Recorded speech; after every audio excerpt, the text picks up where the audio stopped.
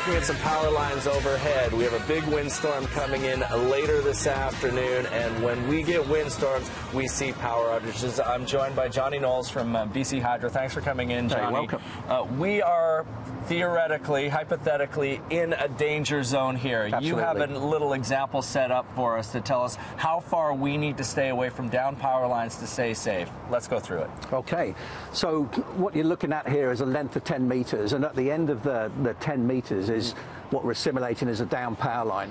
So what's happening in the province at the moment is we're experiencing more and more severe storms on a regular basis, and we've had an increase over the last 5 years of 60% where we're getting outages and down lines and wreck gear. So what we want, if a member of the public is walking along the street one day, unfortunately comes across a down power line, what do you do? So what we want them to do is to stay back a minimum of 10 meters, which we've got measured out here. Okay, in a situation like this, where there's a power line on the ground, does it become electrified?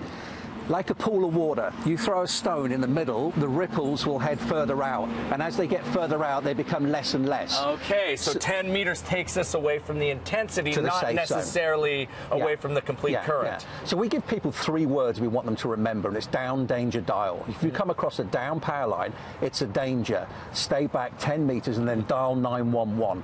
The other thing as well is don't think because the power line is not fizzing and electrified on the floor that it's not live. Okay, what if a power line comes down on your car? We have one of the station vehicles, City TV vehicles, set up here. If I'm stuck in my vehicle, either I crash into a power pole, heaven forbid, or a power line comes down on my vehicle, what should I do? Stay in the vehicle, dial 911 and tell them what's going on, lower your window, anybody that's nearby, tell them to stay back 10 meters. So what's happening in this situation? We're in a metal vehicle, or mainly metal. There's power. Is the vehicle electrified at this point? It is, and it's heading through the tyres to the floor. Or because the tyres are rubber, it doesn't mean to say it's going to be insulated. Okay, it's maybe insulated, it's potentially insulated, but we are safer in the car than trying to get out. You're safe inside the vehicle, yeah. Okay, what do we do in a situation where our car has been crashed, it's been damaged, and potentially it's caught fire? Well, now you're in worst case scenario, so you need to exit the vehicle, but you need to exit the vehicle safely.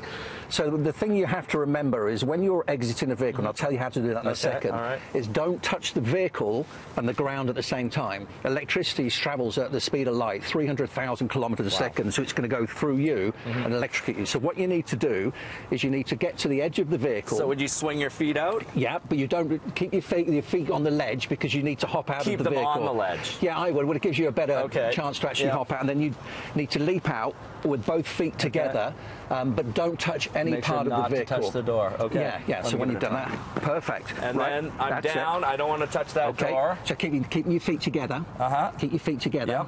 And then you need to shuffle away. Now you want downward pressure, feet together. So always making contact with the ground? If you do this, always making contact with the ground. If you do this, electricity's going to go through one leg and through the other. Okay. So you shuffle away. So if you follow me, 1 foot forward, heel to toe. Okay.